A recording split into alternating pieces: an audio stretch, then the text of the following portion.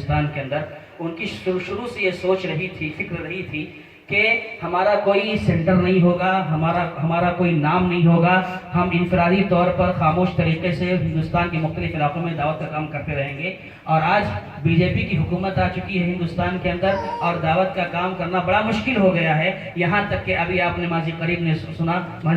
سنا یہ سمجھا کہ ڈاکٹر ذاکر نائک جیسی شخصیت کو بھی انہوں نے بند کر دیا، ختم کر دیا ہندوستان میں۔ لیکن اللہ کے فضل و کرم سے ریاض مرزا صاحب کی جو ٹیم ہے پورے ہندوستان میں الحمدللہ دعوت کا کام بڑے ہی بہترین اور منظم انداز میں کر رہی ہے۔ میں بس یہ ایک نکتہ بتانا چاہ رہا تھا۔ اور دوسری بات، اتنے سارے ماحول کے باوجود، یہ حالات جو ناگفتہ بے ہیں، اس کے باوجود ہندوستان کے اندر دعوت کا کام بہت آسان ہے، کوئی مشکل اور پریشانی نہیں ہے۔ میں آپ کو ایک دو باتیں بتا رہا ہوں۔ ایک مرتبہ میرا سفر ہوا، ٹرین میں بیٹھا ہوا تھا، میرے سامنے جو بیٹھے ہوئے تھے 4 فوجی تھے، جس میں 2 کرنل تھے اور ایک میجر تھا اور فوجی ڈپارٹمنٹ کے لوگ تھے۔ مجھے دیکھ کر کے، میں مسلم تھا، مجھے دیکھ کر کے وہ لوگ اسلام کے خلاف بہت ساری باتیں کر رہے تھے اور میں سنتا چلا جا رہا تھا۔ آخرکار میں نے ان سے جب بات کرنا شروع کی تو انہوں نے مجھ سے غصے میں بات کیا، مجھے جھڑک دیا، کہا کہ آپ لوگ ایسے ہی ہو اور آپ جانتے ہو ہم جتنے بھی لوگوں کو شوٹ کیے ہیں مسلمانوں کو، ہم مسلمان جب سامنے آتا ہے اور ہم اس کے سر پر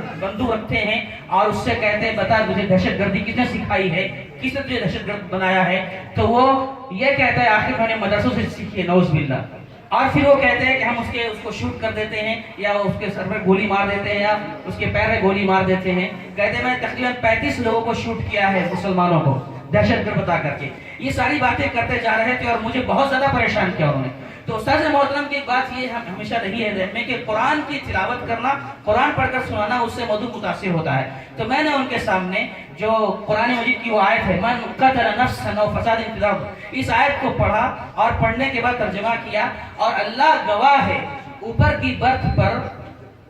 کرنل جو تھا ان کا وہ بہت ساری باتیں کر رہا تھا۔ جب میں نے قرآن پڑھنا شروع کیا، وہ جو لیٹا ہوا تھا برتھ پر اٹھ کر بیٹھ گیا اور بغور سننے لگا، پھر دھیرے دھیرے نیچے آ گیا اور نیچے آنے کے بعد بات جب سنا اس نے تو ان سارے 4 لوگوں نے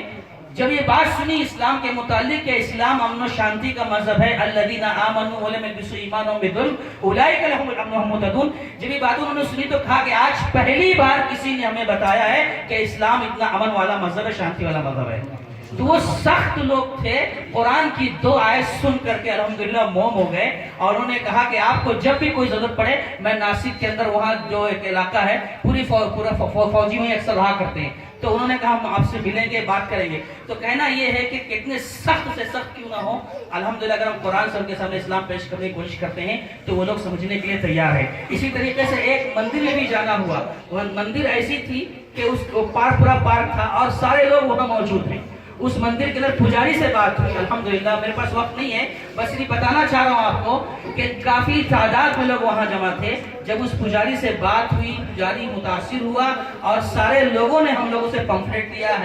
کتابچے لیے اور سب لوگوں نے اسلام کو پڑھنے کی کوشش کی۔ بہرحال دوستوں اور ساتھیوں، میں بس اتنا کہنا چاہ رہا ہوں کہ آپ سارے طلبہ جو ہیں الحمدللہ ہندوستان کے ہیں اور ہندوستان کی سرزمین ایسی سرزمین ہے جو دعوت کے لیے زرخیز ہے۔ آپ تمام سے گزارش ہے کہ جو اللہ آپ کو یہاں علم عطا کر رہا ہے، جو آپ صلاحیت پیدا کر رہے ہو، اس جذبے سے علم حاصل کرو کہ انشاءاللہ ہندوستان میں جا کر کے آپ جو دعات کام کر رہے ہیں اس کی رہبری کرو گے، سرپرستی کرو گے اور انشاءاللہ دعوت کے کام میں حتی المقدور آپ تمام ان کا ساتھ دو گے۔ استاد محترم کی ایک خواہش ہے، وہ کہا کرتے ہیں کہ اگر ہندوستان میں کام جس طرح ہونا چاہیے اگر ہونا شروع ہو جائے تو انشاءاللہ ایک دن آئے گا کہ پورا ہندوستان مسلمان ہو جائے گا۔ یہ ان کا جملہ ہے۔ اور اس تجربے کی بات یہ ہے کہ ایک مرتبہ ٹرین میں ہم سفر کر رہے تھے، ہمارے ایک ساتھی غیر مسلم سے ملاقات کی، اس سے بات کر رہے ہیں تو غیر مسلم شخص کیا کہتا ہے جانتے ہیں؟ وہ کہتا ہے کمال ہے،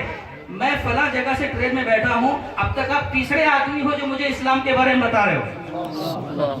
تو اس پر تجزیہ کرتے ہوئے ہمارے ایک ساتھی نے کہا کہ اگر ایسی محنت مسلمان کرنے لگ جائیں تو انشاءاللہ ہندوستان میں آپ کو ہر جگہ، جہاں بس سٹینڈ ہو، بس سٹینڈ پر، ہوائی جہاز کے اندر، ریلوے کے اندر، بس سٹاپ پر، رکشہ سٹینڈ میں، ہر جگہ ایک مسلمان ہے غیر مسلم کو اسلام سمجھاتا نظر آئے گا اگر ایسا ہو گیا۔ تو بہرحال اللہ تعالیٰ سے دعا ہے اور دلی دعا ہے کہ اللہ تبارک و تعالیٰ ہم تمام کو ہندوستان کے اندر جو کام کر رہے ہیں. اللہ تعالیٰ اخلاص عطا فرمائے. اور آپ تمام سے گزارش ہے کہ آپ جب بھی انڈیا آئیں، ہندوستان آئیں، اس کام کو دل سے آپ دیکھیں اور لوگوں کی حوصلہ افزائی کریں، ہمت افزائی کریں. جزاکم اللہ خیر. السلام علیکم ورحمۃ اللہ.